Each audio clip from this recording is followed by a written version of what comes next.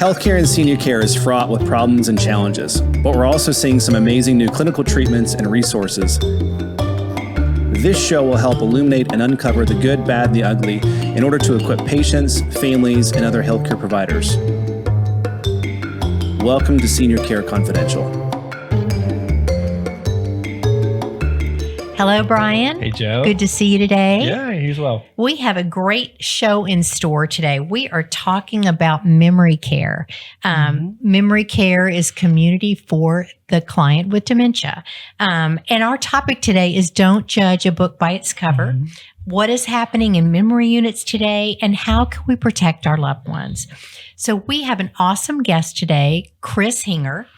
She's had a 20-year career in senior living with an emphasis on memory care. Since the onset of COVID, standards of care have been compromised, and once was never acceptable is now considered a norm. So thank you, Chris. Welcome. We're so glad you're here. Thank you. Thank you for having me. Just a little bit about Chris. You are a retired flight attendant. You were a licensed certified assisted living director and a certified dementia practitioner. And what is your passion? You know, our seniors, someone needs to be their advocate. Someone needs to be their eyes and ears. Someone needs to be their caretakers, and someone needs to have their back. And I believe that's where I am as an advocate. Tell the listener that it has a loved one with dementia that is considering maybe the loved one keeps walking out the front door and walking down the street. And so they're thinking about assisted living. So tell me the difference between memory care and assisted living. So the difference primarily is secured and unsecured. So does that resident have the ability to walk out that front door? In assisted living, yes. Assisted living, you may be driving a car. But in memory care, it is a secured locked unit. So therefore, it is not permissible to leave the community. So that's primarily the difference, as well as the care. A lot of individuals, due to price points, they may say, you know, I'm going to stick my loved one in assisted living because we're not there yet. We're not ready for that. So I always encourage family members, what does ready look like? Because I can assure you what ready doesn't look like. And those are those areas of elopement, if it's at home or if it's in a community. When they have walked out that door, in assisted living or in your home, and a word called elopement that we call exiting, and no one knows where they are. And then we go into elopement mode. So that's what ready should not look like. Does that make sense? It does. I remember driving on 75 North from downtown, and there was a lot of traffic. And all of a sudden, I see this man barefoot, no clothes on except for a pair of briefs. And he looked like he was about 80, 85, walking down Central Expressway. And I called 911 and I said, ma'am, I'm on 75. And she goes, are you talking about the man in his underwear? I said, yes. She goes, we are already on it. So that is somebody eloped. They just walked out of the door of a assisted living, nursing home, and kept walking. So absolutely. Good for you, Joe. Yeah. Thank you for being a proactive. So in the assisted living or conversely with the secure memory care, do you find typically that there is a different caregiver ratio for assisted living versus secured memory care? Well, you know what? Is there a difference? Brian, that's a great question. I'll tell you why, because it's changed over the years. At one time, that was a key element to deciding on where to place your loved one. Primarily, one of the questions are, so what's your staff to resident ratio, which really doesn't even exist today, primarily because of the levels of care, the levels of caregivers on staff. But let's go back to licensing. Most of your assisted livings and your memory cares are what we call a Class B community. Yes. Licensed by the Health and Human Services of Texas. And I believe right now, if I'm correct, is that in memory care, over 14 residents, you must have 2 people on the floor at all times. Now, that is not a high ratio if you really break down the acuity of the cognitive decline of these residents. Let's say you have 25 memory care residents and primarily only 2 residents on the floor. Let's hope you have more than just 2 residents at all times. I mean, 2 caregivers. 2 caregivers, yes. 2 caregivers to 20 residents. When they're looking at the staff ratios like that, though, are they distinguishing between caregivers, staff, versus med techs Not versus necessarily. administrative? No, it's people on the floor. It's people on the floor. A lot of Okay. people don't have to have nurses. They don't have to have Yeah. certified med techs or Okay. even certified nurses aides. So that's totally up to the operator and the managing staff at that particular community. Oh, it's Okay. up to the operator. Wow. Well, depending on how their staffing model looks. And it's not a requirement. In memory care, I would like to think I like having a 24/7 LVN. Mhm. I liked having medication aids, which is like you mentioned in your opening, has been compromised since COVID. After that, it's just very, very difficult. I'll tell you what's happening also, you guys probably may or may not be aware of, but a lot of the hospitals now have the patient tech. So a lot of our CMAs are going to work for the hospitals as a PT, a patient tech, which is taking that group of individuals that would typically be in a class B at Yeah. a higher rate, and now placing them in hospitals, more benefits and higher pay. So there's just so many changes going on. And how do we navigate through all this, right?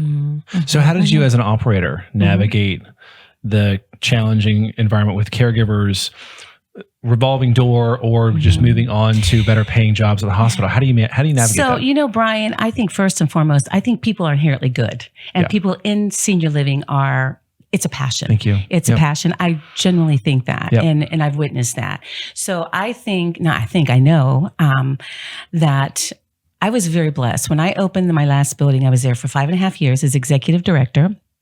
We won. It was an award-winning community, and it wasn't about me or you. You know what it was about? It was about trust. It was about culture. It was about communication. And if you can instill those 3 areas among your family members, your residents, your coworkers, your peers, you got a great building. You really do. And I think with that said, back to your question is how do you get there? Well, after COVID, everything changed, right? Everything changed. And I think what was very, very interesting, and I don't want to slam anything, but the essential worker, the word essential, because, it kind of like, that was a thorn in my side. Yeah. Because I believe that we're all essential workers. And then how do you divide? Oh, Joe, you're essential. And I'm sorry, Brian, you're not essential. You can't come in my building. Right. So you're absolutely right. After COVID, the whole dynamics, the whole structure, the foundation of what we had built all these years has now compromised. What does it look like now compared to prior to? Oof. So that's a great question, because I tell you what happened to me. I took a 2-year hiatus. I took some time off. I retired in 2021. Okay. I took about 2 years off. And in the last year, I was asked to come to an asset that was acquired by an ownership group. And what I learned, it was a balancing act when you open a new building, hiring processes, everything, right? So I have all these applications, CNAs, CMAs coming in, and there is a pre-admission employment that is required by the state, such as a background check, criminal background checks, Yep. drug testing, TB testing. Those are required, must be done, but yet over 50% of my applicants were not able to pass the drug test, as well as the background check, while still working in the buildings around me. Isn't that crazy?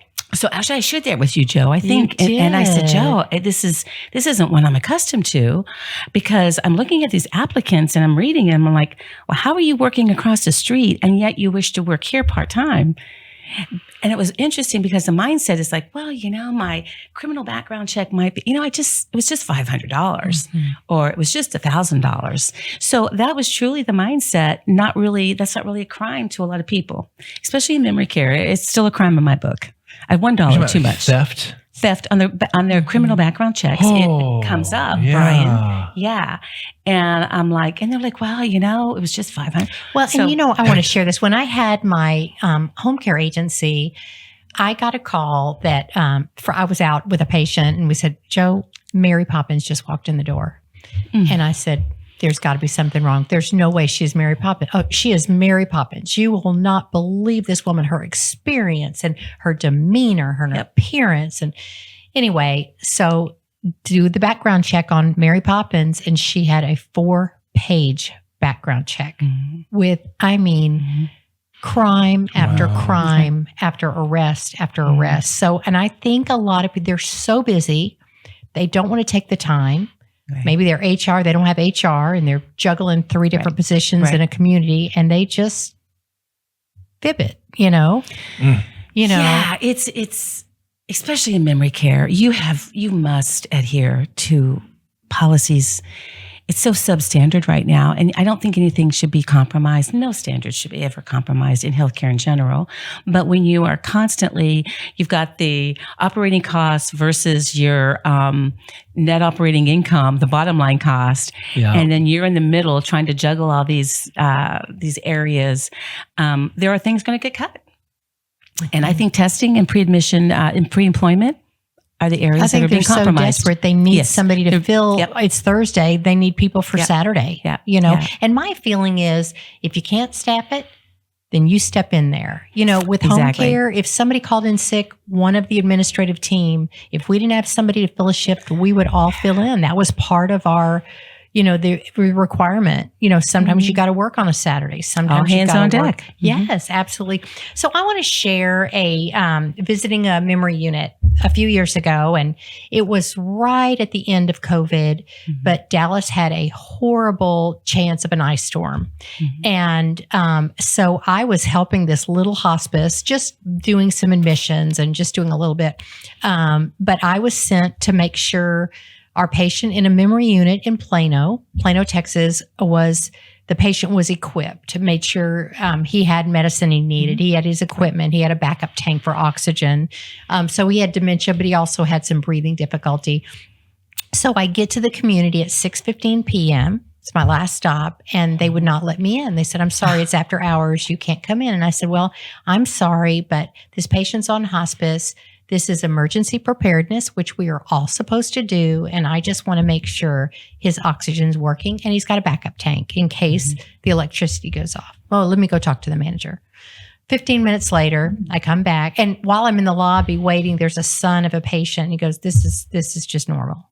And I said, "Well, how long have you been waiting?" He goes, "Well, they're making me wait." I don't remember what his deal was, but he was having to wait to see his dad. So anyway, the guy comes out, "Yeah, all right, you can come in." But, they're all in the dining room. So I go in the dining room. It is like a scene from a 1930s insane asylum. Oh, man. I am not exaggerating when I tell you no one had shoes on. Their clothes didn't match. It was like they hadn't been medicated for days. People were pacing the floors.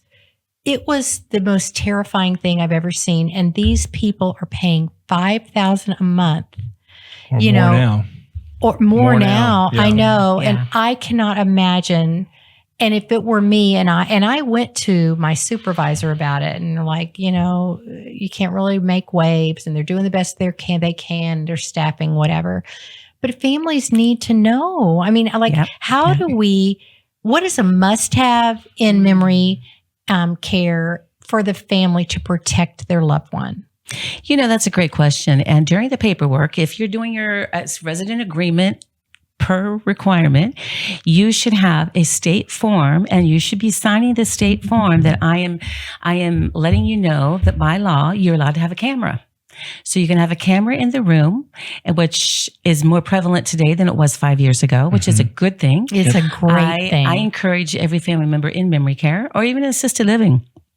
The reason being is because you can monitor, and you can have it on your phone. People are monitoring, looking at their loved ones on the phone, and also it's an accountability on the care that you're paying for.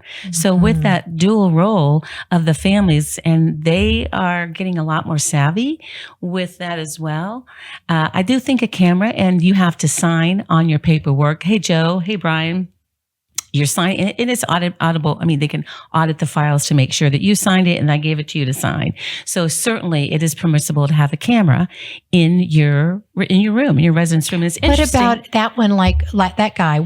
Can somebody have a camera in the dining room too? Well, now that gets a little tricky because you have other residents there, right, and they have to sign a release. Thing. It's a privacy act. I know in the buildings that I'm in, or that our team is in, a lot of times, I think almost in every single room that has it, there's a sign on the door. It has to have a sign on the door that says, "Warning: this room may be monitored. This area is under surveillance." Yeah, absolutely. But it's only their specific every room should be this now, room. There are some operators that I recently learned that do provide the cameras in their room in memory care, which I really think that's great because then the family members don't have to provide that. It's already there. It's already in place. Yeah, and it's I have operating. heard of that too. So I think that's a great great gig. You know, the other thing that I just recently started in my memory care, this is crazy, but it's just really needed, because our little seniors come in, they still have their cell phone, right?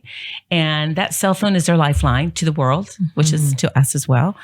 And I just think having an air tag, family members, put an air tag on those, because they're going to get, we spend so much time looking for those cell phones and those remotes for the televisions, right? Yeah. Because they are everywhere. One Saturday, every remote, every cell phone that was a residence went MIA. So I went up to all the residents and said, hey, we got a big problem. Of course, we had a good idea which one who was taking it, because hoarding is very prevalent with this age group, and that what's happening on the cognitive decline level. They just love to hoard everything, especially if they know they can get one on you. So so I think an air tag and a camera are very, very good things you should have in memory care. We were talking before. We work in several memory care facilities and assisted living, so locked units and not. And one of the things I ran into several years ago was there seems to be a distinction. It could be different operators, so you tell me from your experience. My experience has been, depending on the level of cognitive decline that a senior is experiencing, they may be better suited for a smaller venue versus a much larger floor that's more spread out, takes longer for caregivers to get there. And so that was my experience at one of the local ones. Was this poor guy was in a facility that was so large that his family was also having to supplement with 24/7 caregivers, because he was having falls, and there's no way with as far down the hallway as he was, they were getting there in time. Has that been your experience too? Like the more advanced dementia or Alzheimer's is it typically better, or does it not much matter? It depends on the operator and how they staff it in terms of size. Well, I think it is all where they are in the disease progress. The disease it's a progression, right? And you have your initial, your intermediate. And actually, I was with an operator at the time where they tried to have 3 different areas: initial, and then they tried the middle, and then the more advanced. Yeah. And it was very, the hardest part was the middle, because they're not quite all the way there, but yet they need more than A, B, or C, right? Yeah. So it is an individual. If you had asked me this question probably 10 years ago, and at that time, the residential homes were coming quite popular, right? I would be an advocate for not going into those. But today, my situation has changed. There's some good ones. There's some very good ones, Joe, today. I would recommend either one. I think, and I don't know if you guys will agree with me, but I do believe in memory care. What I believe, and you're not going to read it in a book. You're not. It's just my what I've learned is that if you have to have 3 areas of practices in memory care, you have to have stimulation, you have to have routine, and you have to have engagement. Yep. And I don't care what you call it. Every operator has their little niche. They call it this program, that program. Right. The life program. Right. They have a various program. Yeah. But, I'm a huge advocate of the brain, how it's operating, those neural pathways to the brain, how to get them open, how to stimulate them. And I encourage my staff, and I teach my staff, if we can engage 3 of those senses, we're going to have a good day. Our residents are going to have a good day. So we do 3 too. We do physical, social, and mental. Yep. So what does that look like, Brian? What does that look like? It depends on the individual. So some of this is, that's where you're going. Yeah. Yep. Some of it is actually, as we're evaluating our first time patients, this is, we talked before the show about some of my frustrations with our industry as a home health in general, and really healthcare, because it's always based on the clinician's goals. Like, you have limited range of motion in your knee, so therefore we got to improve it. Well, but that may or may not fit in with what the patient wants. And so it's our job to figure out, hey, what kind of activities did you used to enjoy before all this stuff that we actually need to try to get you back to? Because for some of them, they're going to figure out, come hell or high water, how to get back to that activity, whether it's safe or not. Exactly. And so it's incumbent upon us, particularly as movement specialist therapists, to figure out, how do I create a pathway for you to get back there, because you're going to do it anyway. And how do I, or conversely, how do I do it? How do I create a modification to that activity, or the transportation to that activity, so you can get back to doing it? Because I know that if you have a future tomorrow that looks brighter than today, that optimism will actually translate into better, faster progress for you. Exactly. So, or in your case, it'll translate to slower decline of cognitive issues. Exactly. It makes me think, I had a patient as a care manager that moved into a memory unit, and he brought his golf clubs. He was so excited. I know. It was so sweet, But this is one thing as a care manager I get from families is when they go to visit these memory units, and they see people sitting in wheelchairs by the nurse's station or in the dining room. And it's not all that are at that level, but they see that and they're like, oh, my mom's going to freak out. She's not like that, but they really have to have the memory unit for safety, for security. Yes. So how do you approach those families? So, well, that is a difficult one, and it's real. It's real. So I think areas, you don't want to say, well, we're going to be there one day or we're not going to be there one day, but it's all about the safety issue. So with that said, in the resident in the wheelchair, there are areas around that with a chair monitor, the chair alarms, the bed alarms, those areas. But I think it depends on how big the memory care is. If they can separate that more active, less active out, as you discuss, because I do believe you become a product of your environment. Absolutely. I was going to ask so on that. If that's been your experience too. That's a challenge too. So you want to keep your more active. And with those three, I'm into threes. I don't know why, but I just think so. I think it's just so important to have music, especially in memory care, especially for Parkinson's.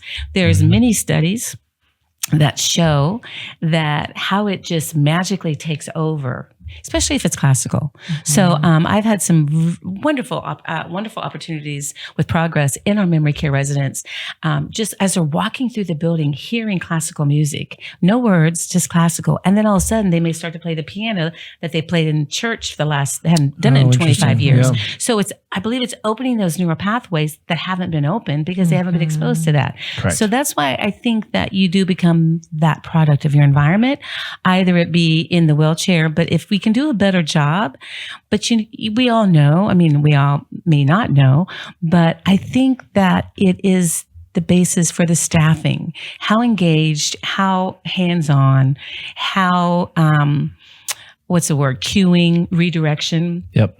Is this staffing being trained?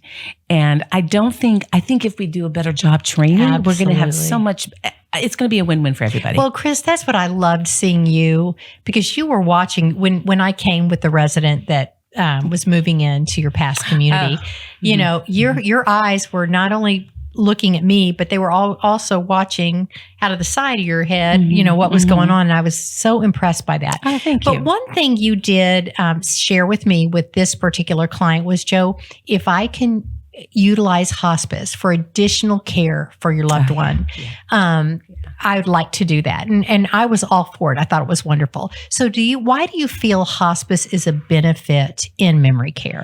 Oh, I do think that, first and foremost, I'm all about a second pair of eyes, because even if it is medical, non-medical, auditing, paper, administrative, I just think we need to have that. We get that tunnel vision. We all get that tunnel vision, no matter how good we think we are. I love having that second opinion. I like having, especially in hospice, if they are eligible on hospice, by George, please get them on hospice. There is an eligibility phase that they must adhere to in order to go on that particular hospice.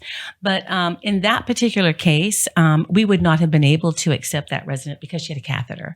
So Class Bs are not able to really maintain the caths in the residence, especially if you don't have a 24/7 nurse. Okay, yeah, but we don't have a nurse. We don't have a 24/7 nurse. But even if you're on hospice and you have a nurse that can come on call. So Class B, they can clean and they can empty. They are not to insert. It's more of a skilled. Anything skilled, such as home health, in a Class B is a skilled need. So anything evasive, per se, ports, IVs. Yeah, that's where you have we have a number of patients with catheters in assisted living. Yes. And it's the nurses who are going out there doing this stuff. The caregivers are actually doing the emptying, the cleaning. I don't do it, so ask a nurse. But our nurses are the ones who manage that piece. So it's actually the task. So share. I know you mentioned before the show started about wound care and assisted living. Share that information. So that is so interesting. So I'd like to know what's going on in the industry. So our state HHSC, who we are licensed under. Of course, they get all the good, bad, and the ugly, the neglect, abuse. And every year you can go on, it's public knowledge, so everybody has access to the HHSC website. You can go on that website, and as you all may or may not know, but in the last 10 years, I want to say, it wasn't initially when I started working in communities that we would get, when state comes in, let's say they come into your building and they're going to investigate. They have an investigation. Like, oh, okay. So everybody's tight. And they come out, we have an exit interview. And during that exit interview, they say, you know what? We found all these citations, right?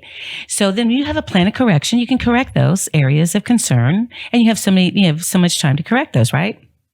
So what's happening now in the last few years, they have what they call, especially in skilled need, they always had a scope and severity clause, which we had not had that in assisted living. And now it's prevalent in that. So what that basically is you're being fined now. So you're being financially accountable for your inept discrepancies. Right. Okay. So on the state, website, they actually give you a list of all the assisted living communities. I believe this Texas, correct me if I'm wrong, but I think we have about close to 12 to 1,300.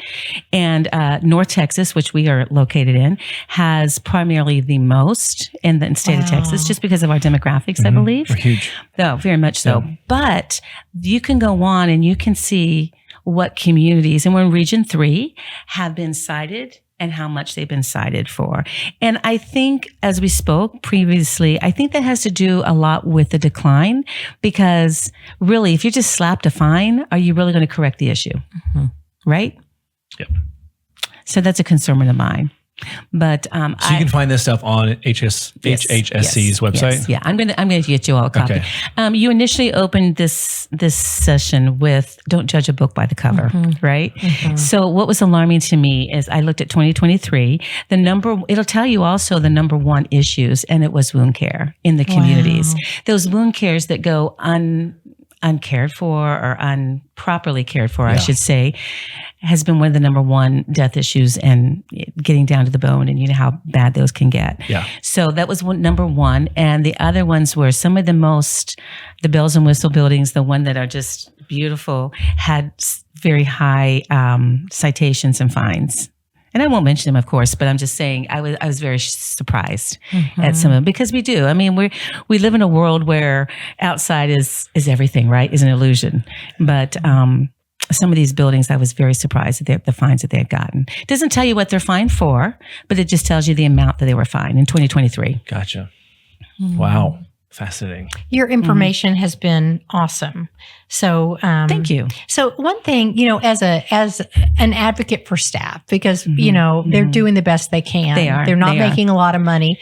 Right. So if they're not certified nurses aides, they're not MTs, they're they are just caregivers. How are they really going to know the difference between a red area, a rash, or the beginning of a wound? Because, something could look like a rash and 2 days later it's a stage 4 wound. Skin breakdown total. Whose responsibility is that if there's not going to be a nurse on staff? A lot of them don't even have nurses. They have wellness directors. Exactly. And being a wellness director is not a requirement to be an LVN or an RN either. So that's another cost reducing position per se. Yeah. And so that's when home health and hospice, if they're on home health or hospice, if they're eligible to be on that. So let's say they're not. And typically, hypothetically, let's just put it on the table. Most likely it might be a family member that finds that rash. It could be a bug bite for that matter. And how do you distinguish between seriousness and not seriousness? And it should always be taken up the ladder, and primarily to their PCP or their medical their medical people. I would like to think they're cognizant enough to take action. I'd like to think that. So one last question. I know our time is getting short, and this has been so great. We want to have you back. But are assisted living communities required to have a backup generator? I know like that a few years ago when power went out in so many senior nursing homes and communities. It was terrible. So are they required to have that backup generator? No, they are not. They are not. So, and you may remember back in the day, the older buildings from the 80s to the 90s, they all had them, right? In the last 10 to 15 years, no. The state legislation in Texas have had a bill to pass it. It hasn't passed. So no, you do not have to have a backup generator. Why did it change the 80s I and 90s? know. Well, it was built initially. They had to. Most of your and then they older just buildings, removed it? They most removed of it your back? older buildings will have those. Your newer Okay. buildings do not. My last 3 buildings have been built in the last 10 years, and they have not had a backup generator. Oh, interesting. So let's just. Who would have changed that? Yeah. So, well, a backup. So I had one at my last building. It wasn't put initially during pre-construction, so we looked into it after pre-construction, after the ice storm, a little bit late. Yeah. So significant to that is, and as you mentioned, you have someone on 24/7 oxygen. So if they have a concentrator, they like to go out, you go on your cylinder. So when we had the rolling blackouts, you would go from cylinder to concentrator, cylinder and concentrator. And those poor little residents, a week later, we're running out of cylinders when our electricity was going out, right? So what are you going to do? So, but no, you do not have to have a backup generator. As I said, it is trying to get passed in our state, in Austin. It has not passed. And probably just like Big Pharma and the FDA getting things passed in the healthcare are primarily your bigger operators building these buildings and your bigger investors, correct? So last question. So what should a family member do, or a friend maybe that goes to visit someone that doesn't have a lot of family, if they suspect neglect or abuse? What should they do? Well, first and foremost, if you even suspect it, I think that's a red flag. And I wouldn't discount that. I would certainly act upon that. And by acting upon that, I would take it to the managers, the executive director, the managers. And the biggest challenge the family members have, is that, I don't want to say anything because I don't want to make there could them be mad. retribution to them while they're still in the building. And you know what, Joe, I'm so glad you brought that up, because you and I spoke about that. And that was a big concernment of mine as a new, just opening a building out of my 9 little residents we had after licensing. About 5 of them have come from an abused building. One is too many. And I am such an advocate for, we got to get better. We got to do something. And if a family even highly suspects it, you must take action immediately. And don't discount it. And it's not even the physical. It could be medications. If it's a consistent falling, the medications are not correctly. Maybe they're not getting them on time. So there's a whole array of areas of abuse and neglect that needs to be addressed. And I think it's contributing to so many areas that we need to get better at, definitely. And I don't know if that's really, but you have to take action immediately. And these families did. And it was an eye-opener for me. But they're in a good place now. The family, And what's remarkable, if you have someone in memory care and they're starting to get withdrawn and they start to see differently when a caregiver, somebody walks by them, their body language changes. There's something going on. There's something going on. Yeah. And if you go to a manager or supervisor feeling something's going on with your loved one, if they dismiss it, that's a problem. That's a big problem. Your manager, the manager directors should be open, have an open door policy. Tell us what's going on. How can we make this right? What are your concerns? Correct. And every building, as you walk into an assisted living and memory care, it is a required posting. As you walk through that front door, it is on the wall that says abuse and neglect, call this hotline. And it is a requirement also by the state of Texas. Yeah. Very good. So, one thing, if I may, I'm very excited because I'm an advocate for Alzheimer's and learning about this. And as you guys know, in science, we usually find out 10 years later because by the time it reaches 20. the public. Yeah, exactly. So I recently just read, and I share this with you, Joe, is that I've always finding a cure for Alzheimer's, dementia in general. They've recently come out in April of 2023 at College UCLA that guess what? Now they're starting to look outside the brain for research. For, where they're looking, Brian? The gut? The heart. Oh, no, the heart. The heart now has 44,000 neurons, memory neurons that they have just realized. The heart has, really? Yes. Wow. But think about it. What is the first organ that is developed in the fetus of the womb? Yeah. Right? Makes sense. So why wouldn't we be looking there? I'm glad we are, though. Wow. Fascinating. That's great. Isn't that You've been amazing? amazing. That is cool. You're just Isn't that your fun? wealth of knowledge. We appreciate you coming out so much. Well, I'm glad we're progressing in this area. It's got to get better. It will get better. It will. It will. Thank you Thanks for so having me. much. Thank you. Yeah.